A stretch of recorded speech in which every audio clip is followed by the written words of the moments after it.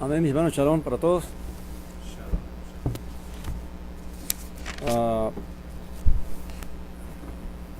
Hoy continuamos en el 1 Corintios, capítulo 9. Amén. Dice así la escritura, versículo 1 del capítulo 9, dice: no soy libre, no soy un apóstol, no he visto a Yeshua nuestro Señor, ¿no sois vosotros mi obra en el Señor? Si para otros no soy apóstol, sin embargo para vosotros ciertamente lo soy, porque el sello de mi apostolado sois vosotros en el Señor. Esta es mi respuesta a los que me acusan. Vamos a parar allí un momentito. Claramente esta porción de la escritura, Saulo de Tarso fue un hombre que después que el Señor se le apareció y lo llamó para servirle, dedicó su vida a llevar el mensaje de las buenas nuevas del Evangelio en Yeshua el Mesías por toda Asia Menor y por toda lo que es la parte de Italia y las islas del Mediterráneo. Y fueron muchas las congregaciones que gracias a su mensaje, a su obediencia al llamado, fue estableciendo en las diferentes naciones y diferentes ciudades donde él iba. Amén. Y ahora aquí en la congregación de Corintios parece ser que se levanta un grupo de personas que cuestionan su apostolado, cuestionan la obra que el Señor le ha llamado a hacer. Amén. Y lo cuestionan en el sentido de como que si él fuera menos que los otros enviados, que los otros apóstoles, que los otros discípulos del Señor. Amén. Y por eso es que va a empezar a explicar que si realmente, si él no fuera apóstol, entonces ellos mismos son el fruto de la obra que Dios le entregó en Corintios. El hecho de que esa congregación de Corintios estuviera allí presente era el testimonio vivo de que claramente Dios lo había llamado, el Señor lo había llamado y que Dios lo había usado, amén, y le había entregado la tarea para llevar el mensaje. Así que ellos no podían negar de que realmente él tenía ese llamado del Señor para servirle, amén. Por lo tanto también, como siervo del Señor, también tenía los mismos derechos y las mismas responsabilidades que tenían los otros discípulos, amén. Y la intención de Saulo en este capítulo es responderle a aquellos que cuestionaban su apostolado, amén, y cuestionaban algunos derechos que él tenía, igual que los otros apóstoles, amén. Y vamos a estudiar, y en la medida que estudiamos las cosas que él dice acá, es bueno ir mirando la condición en que hoy el cristianismo y la iglesia o la congregación en el Mesías se está comportando, amén. Dice: ¿acaso no tenemos derecho, el versículo 4, acaso no tenemos derecho a comer y beber? ¿Acaso no tenemos derecho de llevar con nosotros una hermana como esposa, como también los otros discípulos, los otros apóstoles o los otros enviados y los hermanos del Señor y Cefas? Amén. Y es bien interesante porque claramente una de las cosas que tristemente tergiversó la Iglesia Católica fue el establecer como obligación el celibato para el servicio a Dios. Amén. Uno de los votos que tiene que hacer un sacerdote es claramente renunciar al derecho que tiene todo hombre y a la bendición que tiene todo hombre de formar una familia. Y vamos a ver la diferencia entre lo que es obligación y lo que es consagración. Amén. Hay cosas que los hombres hacen por obligación y hay cosas que se hacen por consagración. Es como resultado del hecho de que alguien se consagra a algo. Amén. Pero no es porque se le impone. Amén. Claramente recordemos que hay un mandamiento del Señor. Dice, nada hagáis ¿por qué? Por necesidad ni por obligación. O sea, todo servicio que le hagamos a Dios lo hacemos espontáneamente, de corazón voluntario, de corazón dispuesto. Amén. Así lo hacemos, no por imposición de los hombres que quieren esclavizarnos de las cosas. Amén. Es una de las cosas que Saulo también habla en alguna de las cartas. Dice, no os hagáis esclavos de los hombres. Cuando los hombres tratan de imponer ciertas cosas que realmente Dios permitió que el hombre pudiera disfrutar con acción de gracias de ellos. Amén. Dice que y dice, primeramente la esposa, claramente se va a entender que Saulo está apelando al hecho de que los otros apóstoles, los otros enviados, tenían esposas. Amén. Y nombra también a los hermanos del Señor.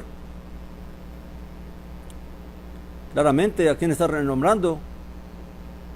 A Santiago, amén, a Jacobo, a Judas, que eran hermanos del Señor, lo cual, que también tenían que esposas.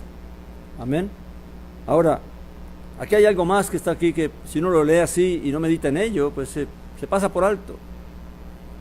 Y es el hecho de que este versículo derriba otra enseñanza de la Iglesia Católica. Y es el hecho de la virginidad de María. Amén. Claramente se buscan excusas para decir que estos eran parientes y eran primos y que no eran hermanos.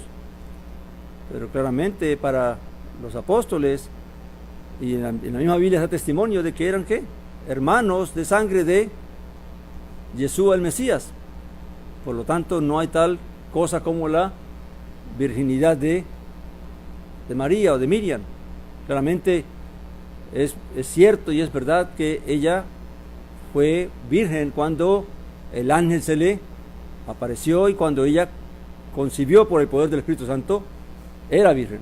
Amén. Pero después de ella, claramente después de que nació el Señor, ella fue una esposa y una madre como todas las mujeres. Amén. Voy a leer solamente un versículo para que veamos de que esto no estamos inventando nada. Si vamos al libro de Mateo, en el capítulo 1,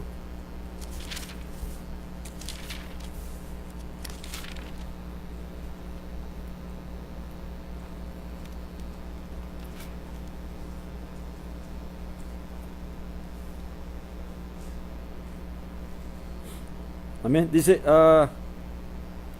es cuando el malaj o el ángel, el enviado celestial, se le aparece a José, amén, y entonces le habla de por qué es que Miriam está encinta, está esperando, está embarazada, amén, y dice que después que el ángel le habló, dice el versículo 24, Mateo 1, 24, dice, y levantándose José del sueño, hizo como el malaj del Señor le había mandado y recibió a su mujer.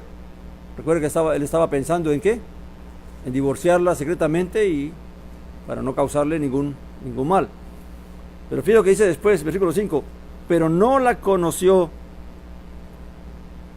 hasta que dio a luz un hijo y llamó su nombre Yeshua. Ahora, ¿qué significa de que no la conoció?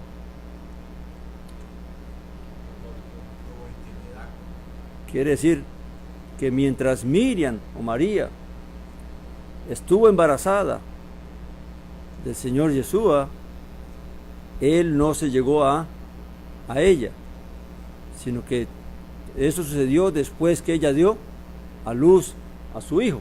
Amén. Y claramente después consumaron ¿qué? El matrimonio, como esposo y esposa. Amén. Y claramente también tuvieron más hijos. Amén.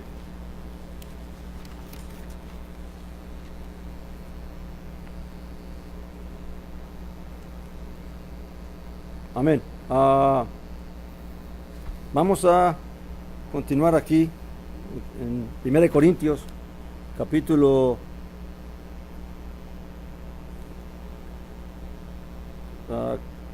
9. Amén. Y donde dice, y también nombra a Cefas, Kefas o Pedro, como lo conocemos en nuestra lengua. Amén.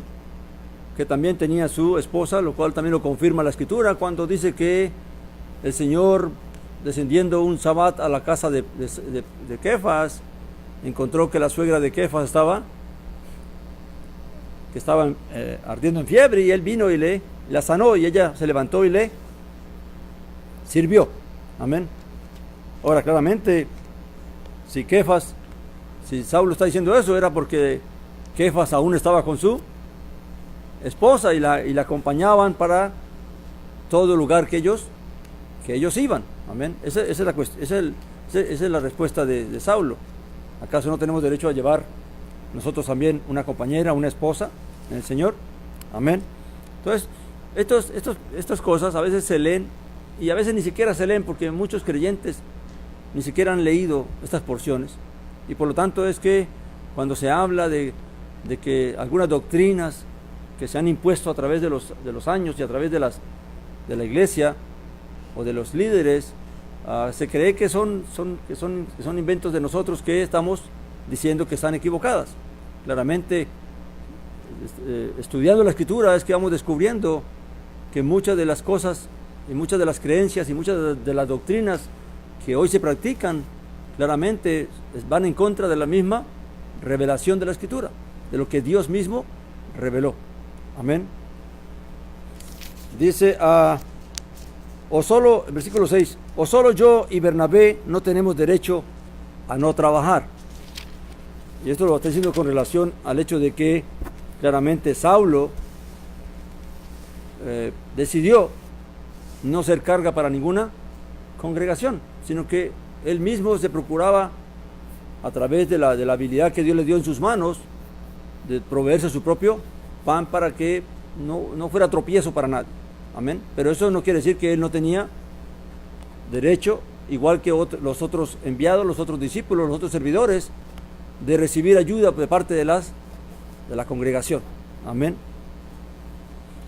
Y entonces él establece estas cosas. Aquí dice el 7, ¿quién militó jamás a sus propias expensas? Quiere decir, ¿quién va al ejército costeándose uno mismo la comida y todo lo que, y todas las cosas que demanda el servicio militar? Pues claramente nadie iría. Amén. Sino que todo eso es proveído por parte del gobierno. Amén. Dice, ¿quién planta una viña y no come de su fruto? O sea, todas estas son cosas que son como ilógicas. Amén. En cuanto al pensamiento de los corintios, en cuanto a él, de que cuestionando su apostolado, también cuestionaban el derecho que él tenía para recibir todos los beneficios y bendiciones que podía recibir de parte del Evangelio, igual que los demás. Amén.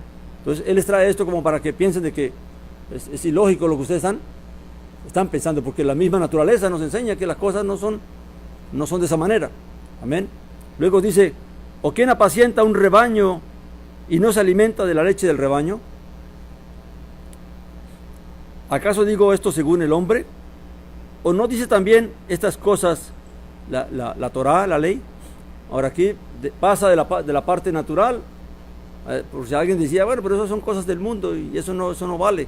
No podemos comparar las cosas del mundo con las cosas de la iglesia. Y entonces dice, no, pues vamos a ver qué es lo que dice también la Escritura, qué es lo que dice la Torá en cuanto a esto, del sostenimiento de los que sirven. Y dice, versículo 9, porque en la Torá de Moisés está escrito, en la ley de Moisés está escrito, no pondrás bozal al buey que trilla. ¿Qué significaba esto? Que Dios claramente no consiente el maltrato a los animales.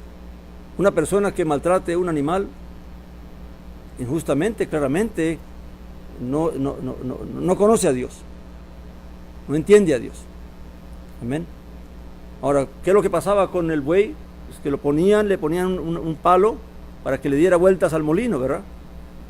Pero en su recorrido le ponían hierba, heno, para que él fuera, en la medida que él trabajaba, pudiera ir comiendo y que no le pusieran un bozal para que no comiera. Amén. Sino claramente tenía derecho también, así como trabajaba, también tenía derecho, ¿qué? Alimentarse, a comer. Amén.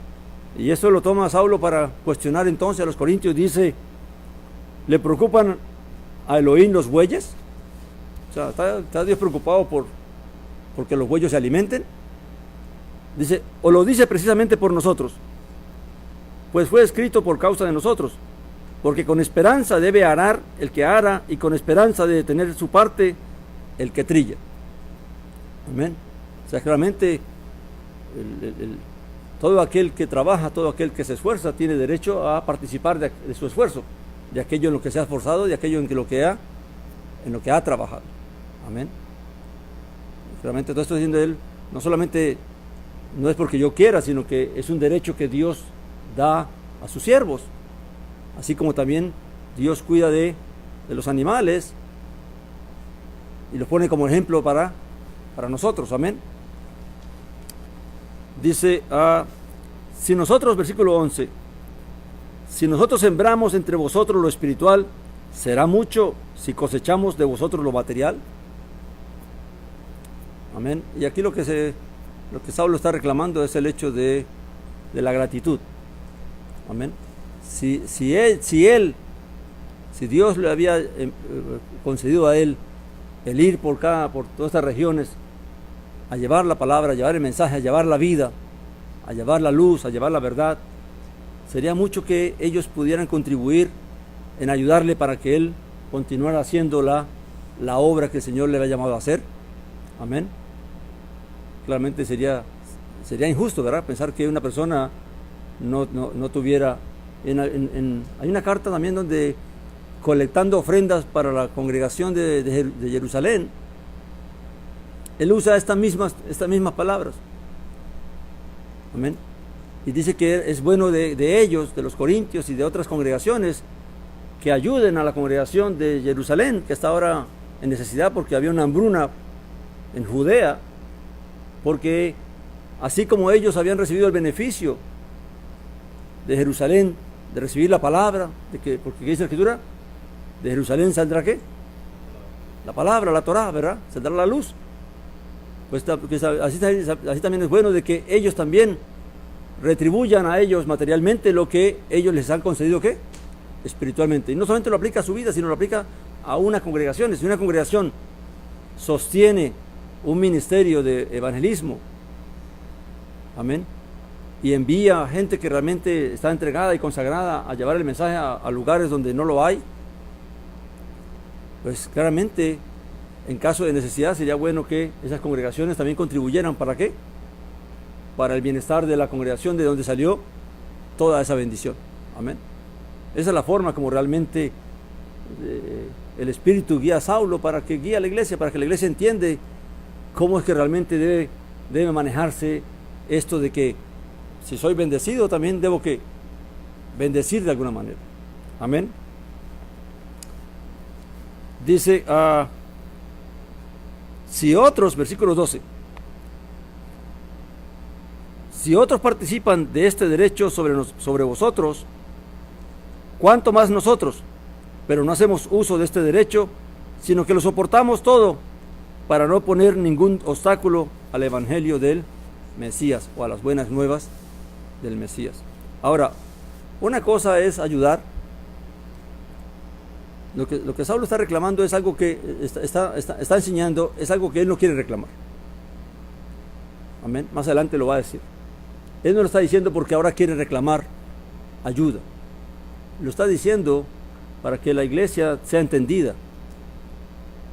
Y aunque él no lo reclama, pues que no dejen de hacer de practicar el bien con otro siervo, con otro que realmente lo necesita. Ahora, claramente, todo esto que se está enseñando aquí no es para que los siervos ahora empiecen a exigir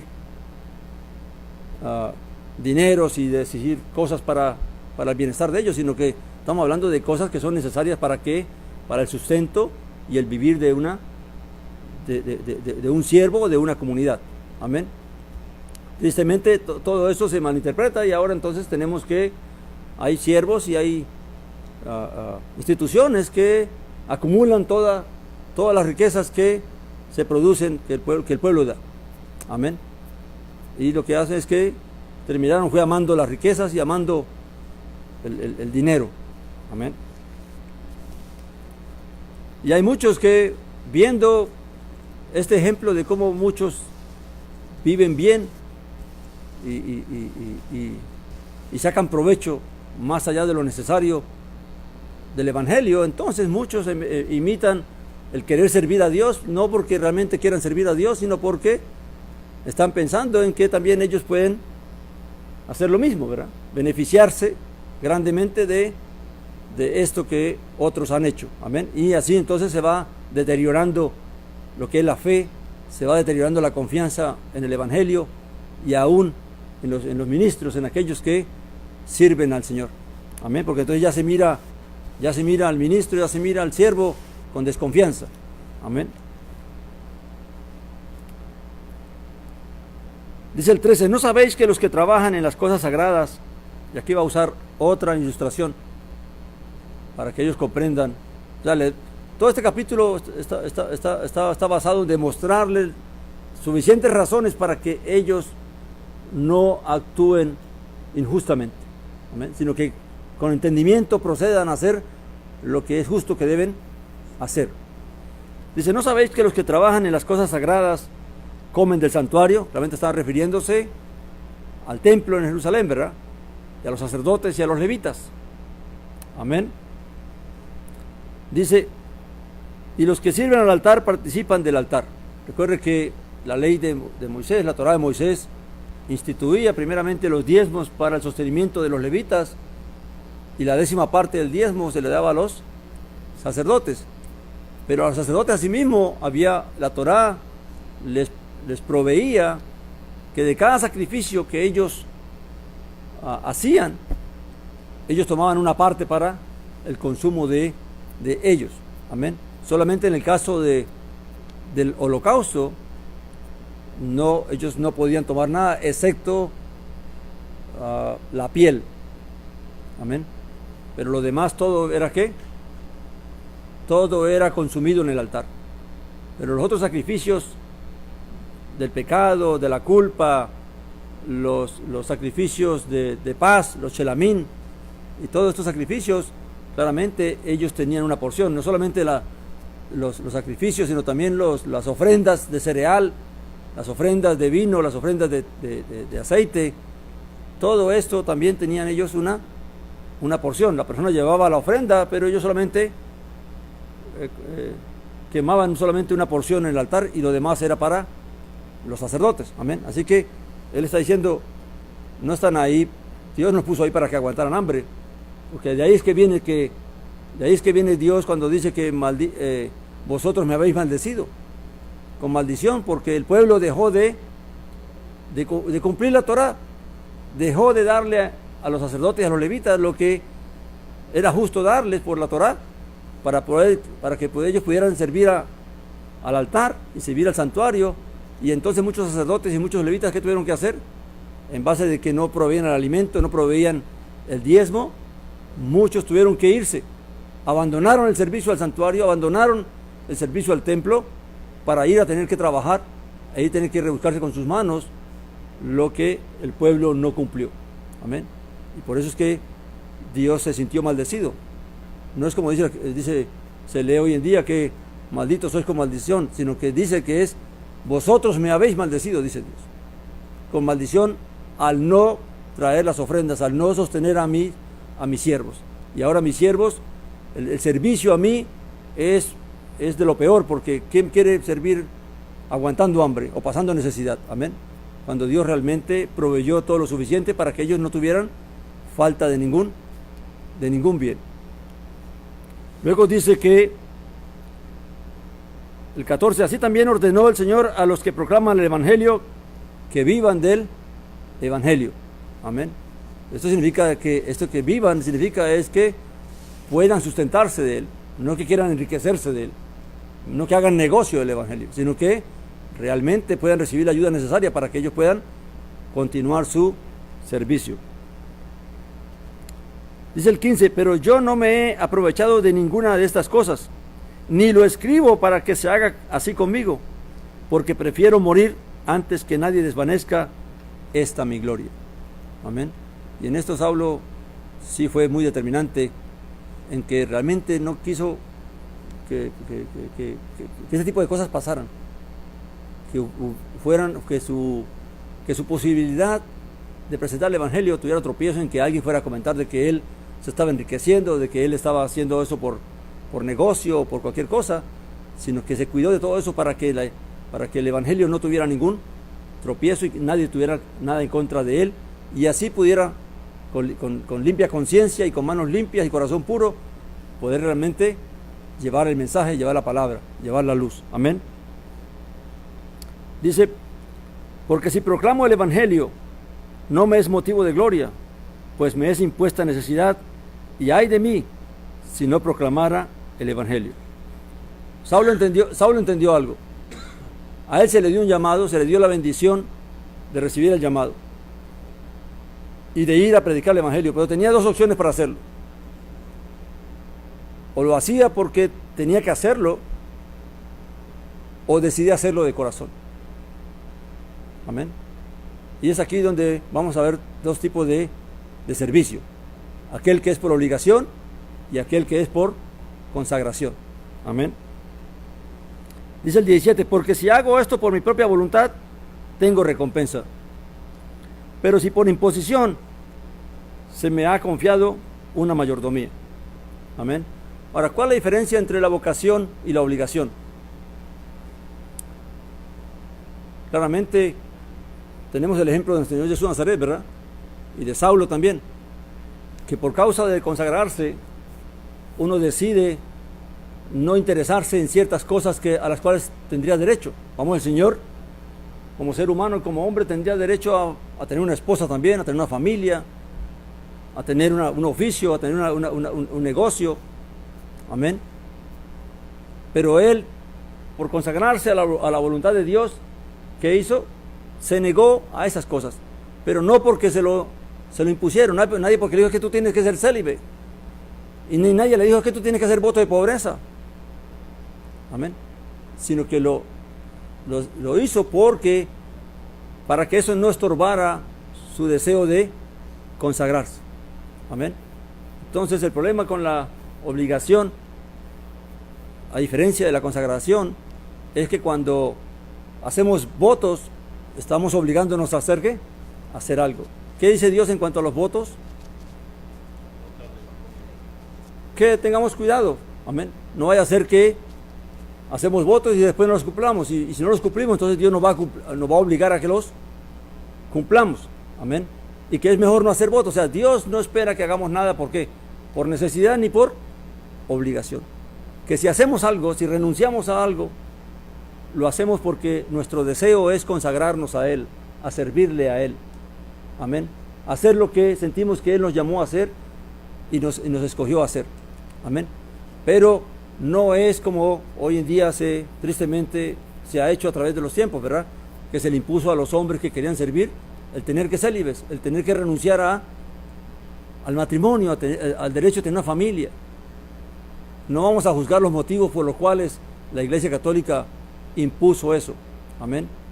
Que pueden haber justificaciones o puede haber acusaciones en eso, pero ni lo que se le impuso a las mujeres, que también se les obligaba a renunciar a tener un esposo, que también las monjas también hacen voto de castidad, ¿verdad?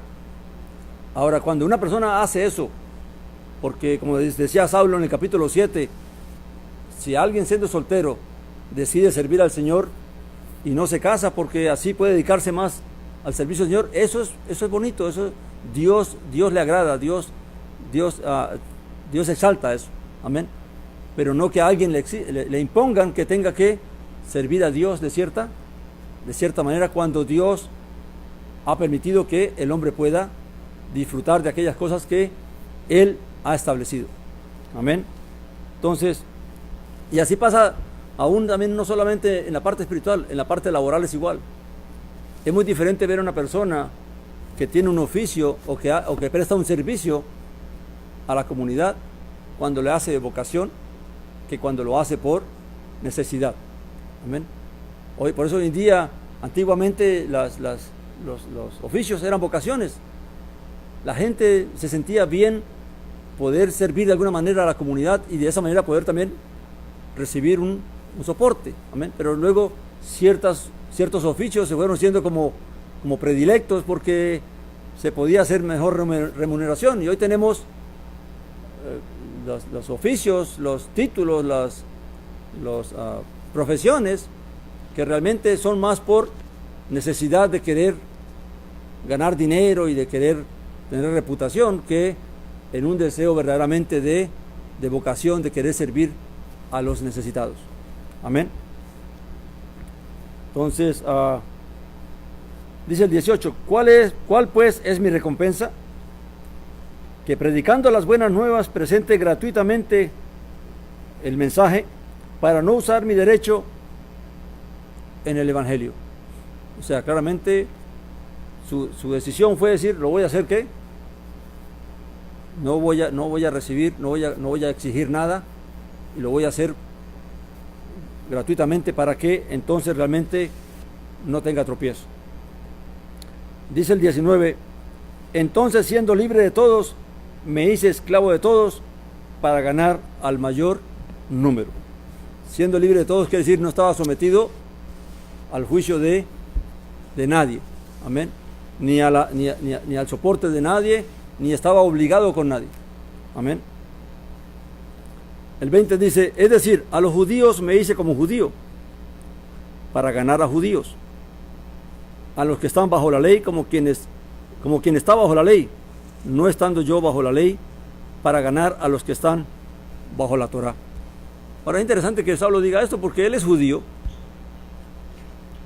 vivió toda su vida como judío y ahora dice que a los judíos me hice como judío. ¿Y cómo un judío podía ser como judío a otro judío? Claramente lo que eso revela es que el entendimiento de Saulo en cuanto a las obras de la Torá, a las obras de la ley, había cambiado. Amén. Mientras que el judío que no era creyente, que aún no era creyente, estaba bajo el pacto de las obras de la Torá, las obras de la ley. Amén. Pensando en justificarse por medio de las obras. Pero ya él no estaba en esa condición. Pero aun cuando no estaba en esa condición, ¿cómo se comportaba él en medio de los judíos que aún estaban bajo el pacto? Pues se comportaba como ellos, guardaba todas las tradiciones y todas las costumbres que guardaba el pueblo judío que aún no era creyente o que aún estaba bajo el pacto de la Torá. Amén. Así que cuando él estaba, pues hacía todo lo que se le enseñó, todo lo que un judío practica, el lavado de las manos, el lavado de los platos, todos los rituales, todas las cosas que practica un judío. Amén. Ahora, claramente que para él ya esas cosas realmente, muchas de esas cosas ya no eran necesarias y además tampoco sentía que, o entendía de que no por eso era que agradaba a Dios, ni por eso era que iba a alcanzar su salvación. Amén. Luego dice, a los que están sin ley, como sin ley, no estando yo sin la Torá de Elohim, sino en la Torá del Mesías, en la instrucción del Mesías, para ganar a los que están sin Torá. ¿Qué quiere decir? Que claramente cuando él iba a las comunidades gentiles o a las comunidades, a las naciones que no eran judías y no practicaban el judaísmo, claramente él no se comportaba estrictamente como se comporta un judío, sino que dejaba a un lado aquellas cosas que realmente no tenían nada que ver con la salvación, ni con lo que Dios realmente demandaba, y por lo tanto entonces se acercaba a ellos.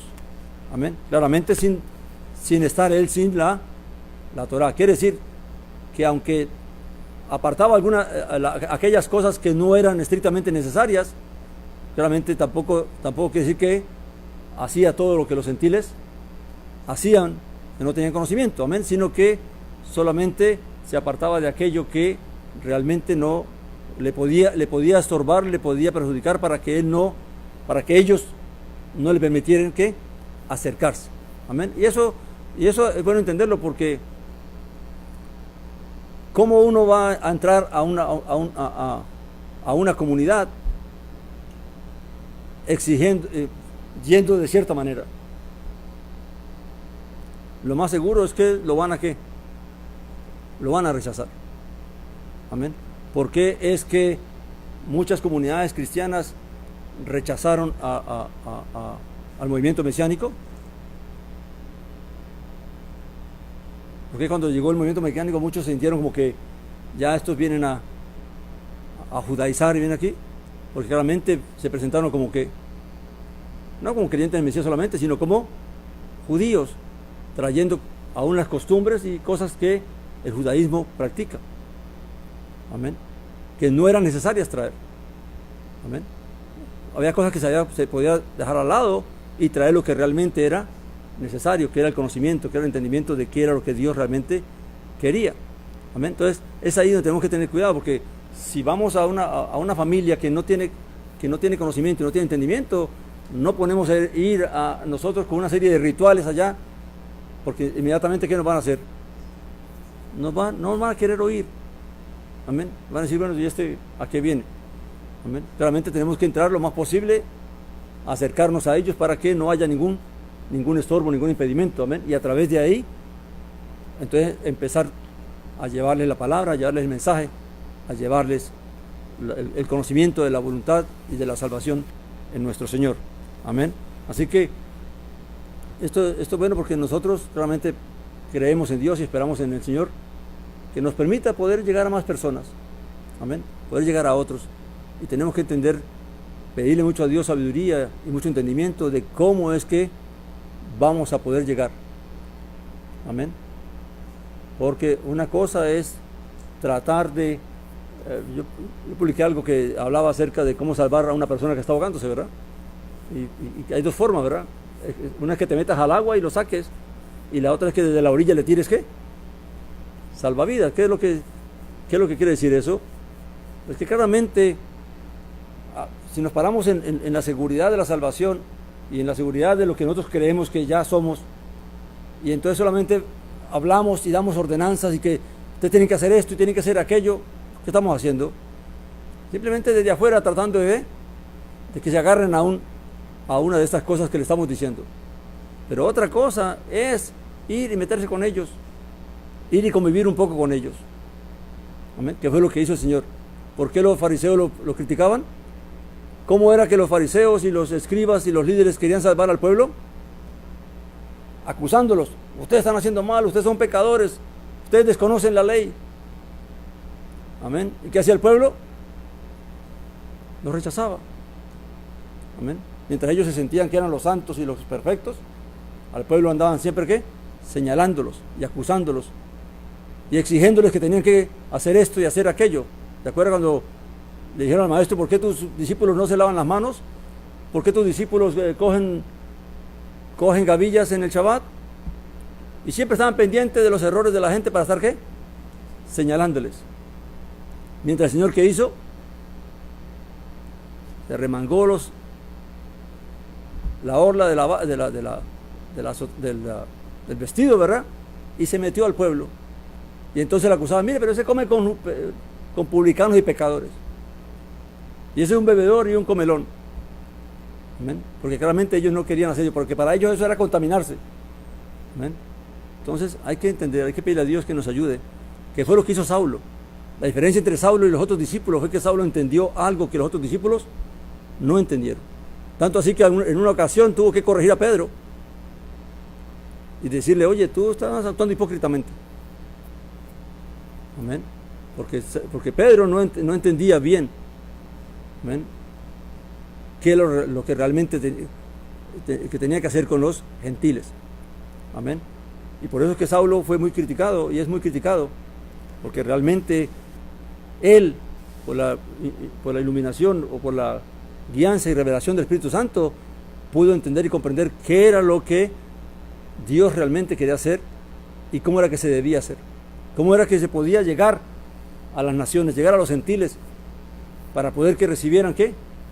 La luz. Y claramente tomó el ejemplo de ¿quién? Del mismo Mesías, que en vez de ponerse a señalar y a juzgar y a criticar y a demandar cosas, lo que hizo fue que meterse con ellos y convivir con ellos y ayudar en sus necesidades y poder entonces desde ahí poder irles revelando cómo es que se sirve a Dios, cómo es que se ama a Dios, cómo es que se adora a Dios en espíritu y en verdad. Amén. Entonces, luego dice, me hice débil a los débiles para ganar a los débiles, a todos me hice de todo, para de alguna manera salvar a algunos. Claramente aquí también está hablando de que, recordemos que los débiles, está hablando de los débiles en la ¿qué? En la fe. Cuando había gente que por los escrúpulos y prejuicios de comer carne contaminada o de comer alimentos contaminados con el sacrificio a ídolos, entonces decidían no comer carne. Amén. Y entonces Saulo, cuando estaba con la gente que era débil, ¿qué hacía él? Pues se abstenía de comer carne, se abstenía de beber vino, se abstenía de hacer aquello que él tenía derecho en su libertad, pero que con tal de ganarlos a ellos, ¿qué hacía? Pues se bajaba al nivel de ellos y entonces no comía carne y no tomaba vino. Amén. Pero cuando estaba con la gente que realmente tenía madurez, pues se comportaba conforme a la madurez de ellos. Ahora, es interesante que algunos criticarían eso como hipócrita, ¿verdad? Ah, pero que este hipócrita, mire, aquí se comporta así, pero allá se comporta así. Claramente para Saulo eso no era hipocresía. Amén. Porque lo que él buscaba era agradar a ¿quién? A Dios y llevar a cabo la voluntad de Dios. Y al fin y al cabo, el que lo llamó fue ¿quién? El Señor. Amén. Y a él era quien él buscaba ¿qué? Servirle. Ahora, si los demás lo juzgaban o no, ya era problema de ellos. Amén. Pero en lo que él entendió que debía hacer, había hacer. Por eso es que en la Escritura se demanda mucho a no juzgar. No juzguemos nada antes de tiempo. Amén. Es mejor esperar. Es mejor dejar que Dios muestre realmente lo que está ocurriendo y por qué está ocurriendo. Y no apresurarnos a juzgar ciertas acciones y ciertas cosas. Amén. Luego dice el 23, y todo hago por causa de ¿qué? Del Evangelio, del mensaje, para ser copartícipe de él. O sea, todas estas cosas que él pudo percibir por el Espíritu Santo de cómo ganar, de lo que importaba para Saulo y lo que importó para el Señor, ¿qué fue? Ganar las almas. Dice la parábola del Señor que quien teniendo 100 ovejas, dice, y pierde una, dice, no deja las 99 en la seguridad que aunque están, y va y busca la que se ha perdido. Pero para ir a buscarla, ¿qué tienes que hacer? Tienes que irte a meterte al bosque, o ir a meterte a donde quiera que se encuentre hasta que la puedas sacar de allá. Ahora, el problema de que una persona decida meterse al agua a salvar a alguien que se está ahogando, hay dos cuestiones que tener en cuenta. Amén. Una es que no tenga la suficiente confianza de que pueda nadar bien y que al final termine ahogándose con el que está ahogando. Amén. Y eso puede ocurrir en la fe. Si uno no está seguro de la fe que tiene y tiene temor de que porque hago esto, hago aquello, yo voy a terminar perdiéndome o contaminándome o apartándome del Evangelio, entonces es mejor que tires salvavidas desde la orilla. Amén. Pero si tenemos la confianza y la fe y la certeza de que es llamado de Dios, de que Dios nos está llamando, de que Dios es lo que Dios quiere que hagamos y que Dios nos va a fortalecer y que Dios nos da la sabiduría y nos va a dar la fortaleza para resistir tentación y todo eso, entonces hágale. A nadar se ha dicho. Amén. Pero cada quien conforme a la fe que tenga, conforme al llamado que el Señor le haya hecho. Amén. Pero el que Algo que hay que hacer es que el que nada no juzgue al que se quedó en la orilla tirando salvavidas. Ni el que está en la orilla tirando salvavidas juzgue al que se metió a nadar. Amén. Que era lo que hacían precisamente los escribas. Que no se querían meter, pero cuando vieron que el Señor se metió, entonces lo criticaban. Amén. Pero el Señor nunca lo juzgó a ellos. Aunque claramente en algunas veces le recriminó la hipocresía de ellos. Amén. Que para algunas cosas no estaban dispuestos a bajarse al pozo, pero si la oveja de ellos se les caía al pozo, ¿qué iban a hacer? Aunque fueran Shabbat, ¿la iban a sacar? Amén. Entonces dice, ¿no sabéis que los que corren en el estadio, todos a la verdad corren, pero uno solo recibe el premio? Corred de tal forma que lo obtengáis. Todo aquel que lucha ejercita dominio sobre todas las cosas, ellos a la verdad para recibir una corona corruptible, pero nosotros incorruptible. Y aquí Saulo lo que toma es algo de la vida cotidiana, como es el hecho de los atletas de aquella época. En aquella época también habían ciertas competiciones, las olímpicas y las de Corintio, que también eran famosas. Amén. Y entonces Saulo se veía como un atleta se consagraba a su profesión, y por su profesión renunciaba a cosas. Cuando un atleta se consagra a ser atleta, no le dicen tú para ser atleta tienes que dejar de hacer esto y aquello, sino que él entiende que hay cosas a las cuales tiene que renunciar si quiere realmente llegar a tener éxito. Amén. Pero que es algo que voluntario, y lo hago en base a lo que yo estoy siguiendo, no por imposición, porque cuando a un atleta o a alguien le imponen algo para que haga, lo más seguro que tarde que temprano, ¿qué va a pasar? Lo va a volver a hacer, va a recaer en eso. Amén. Porque no es su convicción, no es su llamado. Amén. Lo está haciendo porque es que obligación, porque hoy tenemos sacerdotes que están cometiendo tantas cosas, porque no era su convicción, no era realmente su vocación, y terminaron fallando, resbalando en aquello que se comprometieron a hacer. Amén.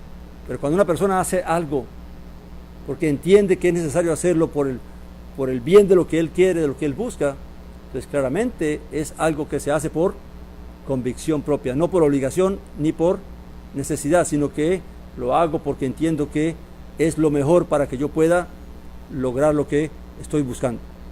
Amén. Y entonces claramente él veía un ejemplo allí en estas personas para los mismos creyentes y para él mismo. Amén. Y dice, todo aquel que lucha ejercita dominio sobre todas las cosas. O sea, hay que abstenerse, ¿verdad? Y claramente lo que él veía era que si esto los hombres lo hacen por buscar la gloria, una gloria que es corruptible, una corona de laureles que se iba a corromper, o un ¿cómo se llama eso? ¿Qué? Sí, lo que dan, el premio ese que dan, ¿verdad? Que con el tiempo empieza a salirle moho si usted no lo limpia, un trofeo. Amén. Si todo eso se hace en base a eso, otros lo hacen hoy en día por riquezas, por dinero, porque hoy en día el deporte es una puerta para las riquezas y para el dinero y la fama. Amén. Ya no se hace tanto por vocación de deporte, sino es ya por una cuestión de negocio. Amén. Y dice aquel, el 26 dice, así que yo de esta manera corro, no como a la aventura, de esta manera lucho, no como golpeando al aire. Mi hermano, una de las cosas que a veces la gente no entiende, y el error más común que cometemos dentro de la fe, es que debemos entender que nosotros lo que hemos hecho y lo que estamos haciendo lo hacemos porque tenemos convicción que eso es lo que debemos hacer, porque queremos alcanzar la meta celestial. Pero no podemos decirle a alguien que tiene que hacer como yo, cuando él ni siquiera está creyendo en Dios, ni cree en la salvación, ni cree en la vida eterna, ni cree en la resurrección de los muertos, ni cree en nada de esas cosas. ¿Cómo yo puedo pedirle a una persona que tiene que comportarse como yo cuando él ni siquiera cree? Ese es el error, y por eso es que el mensaje se está rechazando tanto, porque estamos solamente tirando salvavidas desde la orilla, diciendo a la gente lo que tiene que hacer y lo que no debe hacer, juzgando lo que están haciendo. Amén. Claramente hay que señalar el pecado. Pero el punto es de que ¿cuántos años llevamos nosotros en el Evangelio? ¿Cuánto tiempo hemos entendido o nos ha tomado entender esto que hoy en día estamos haciendo? Que antes no lo hacíamos tampoco. Muchas cosas de las que hoy hacemos, unos años atrás no lo hacíamos. ¿Cómo yo puedo pretender que otro que ni siquiera ha conocido ni entiende haga lo que yo me ha tomado tanto tiempo y tantos años entender y comprender? Amén. Yo creo que tenemos que meditar en eso y pedirle al Señor que nos dé sabiduría y nos dé inteligencia y nos dé gracia para saber llegar. Amén. Para ver cómo nos ponemos al nivel de aquellos que ni siquiera conocen todavía, ni entienden todavía. Amén. Pidámosle al Señor, porque estas son las cosas que la Escritura nos revela, nos enseña. Amén. Fíjese que el Señor uno no lo ve al Señor en los evangelios hablándole cosas a la gente, sino que empieza a hablarles de una manera que ellos puedan entender. Amén. O los pone a pensar. ¿Amén? Pero no está ahí juzgándolos. Porque una cosa que dijo él es: yo no vine para qué, para juzgar, vine para salvar. Amén. Y claramente a través de su propia vida, de su propio testimonio, empezó a darles ejemplo de cuál era la verdadera manera de agradar a Dios y de servir a Dios. Amén. Entonces, pidámosle al Señor que nos dé sabiduría en eso, para que realmente podamos llegar, podamos ayudar, porque nuestra idea es ayudar que otros hallen el camino, que otros puedan ver la luz, y que el Señor mismo empiece a traerlos. No querramos traerlos nosotros, no querramos nosotros hacer como se hace con las personas que se recogen en los parques. Amén. Que los recogemos del parque, los llevamos, les damos ropa, les damos un baño, y ahora queremos que ya no vuelvan a tomar más, como si eso fuera posible. Amén. Hay que hacer un proceso. Amén. Primeramente, que la persona quiera salir de ese estado de alcoholismo, de drogadicción que se encuentra, porque si no quiere, ¿quién no va a ayudar? Nadie le puede ayudar. Si una persona no quiere creer en el Evangelio, ¿cómo lo vas a ayudar? Todo depende de la fe, mi hermano. Si la semilla de la fe penetra en ellos, entonces hay esperanza. Y lo que tenemos que darles es entendimiento, darles conocimiento, y que la misma palabra vaya trabajando en ellos, y que el mismo Espíritu vaya trabajando en ellos y vaya produciendo en ellos la convicción. Amén. Yo mismo he tenido que meditar en esto, porque a veces uno también se deja llevar un poco por este deseo de que la gente se corrija, pero en realidad puede ser más tropiezo que bien lo que uno está haciendo. Amén. Porque hay algo que está muy claro. Dijo el Señor: el que quiera hacer la voluntad de Dios, de Elohim, sabrá si la enseñanza es de Dios o no. Claramente sabemos que no es de toda la fe, ¿verdad? Que todos no van a oír, que todos no van a creer. Pero hay una certeza de que aquel que desea hacer la voluntad de Dios, con ese no se lucha. Porque él va a ir poco a poco siendo guiado, siendo llevado, siendo transformado, siendo renovado en su mente por la palabra y por el Espíritu Santo. Porque ¿qué dijo Yeshua? Mi palabra es espíritu y es vida. Amén. Dice aquí, terminando con Saulo, dice: así que yo de esta manera, versículo 26, yo de esta manera corro, no como a la aventura, de esta manera lucho, no como golpeando el aire, sino que trato con severidad mi cuerpo y lo reduzco a servidumbre, no sea que habiendo predicado a otros, yo mismo quede desaprobado. Claramente, mi primera preocupación, ¿cuál es? Mi propia fe. ¿Qué dice la Escritura? Dice: guardar la salvación con temor y ocupaos en vuestra salvación con temor y temblor. Claramente, el primero que tengo que preocuparme es yo mismo. Amén. De que no vaya a resbalar, de que no me esté yendo por el camino equivocado creyendo que estoy haciendo lo correcto, sino que pedirle a Dios que me ayude cada día, ¿qué? A examinarme, a examinar mis pensamientos, a examinar mis acciones. ¿Por qué hago lo que hago? ¿Por qué digo lo que digo? ¿Qué es lo que realmente estoy buscando? ¿Estoy buscando realmente servir a Dios? ¿Estoy deseando realmente la salvación de las almas? ¿O qué es lo que estoy buscando? ¿O lo que estoy buscando es vanagloria mía? ¿O es mi ego el que me está guiando? ¿O es la ambición lo que se me está guiando? Amén. Entonces, claramente para eso también uno tiene que hacer, ¿qué? Un autoanálisis, pedirle al Espíritu Santo, porque ¿qué es la Escritura? ¿Quién podrá entender sus propios errores? Nadie, a menos que Dios me permita y nos permita entender nuestras equivocaciones, nuestros errores. Nadie podrá realmente saber si está equivocado o no, porque cada uno puede estar convencido de que está por el camino correcto cuando realmente puede estar apartándose de lo que Dios realmente mandó. Y para eso hay que realmente imitar al Señor, ser manso y humilde y decirle: Señor, ve en mí si hay camino de qué, de perversidad, ve en mí si hay camino de error, si lo que estoy haciendo, si lo que estoy entendiendo no está conforme a tu voluntad. Ten misericordia de mí y ayúdame a entender, a comprender qué es lo que debo hacer y cómo lo debo hacer. Y sobre todo, que nos llene de su amor, nos llene del Espíritu de nuestro Señor, para que todo lo que hagamos, lo hagamos, que sea el Señor en nosotros, obrando a través de nuestras vidas. Amén.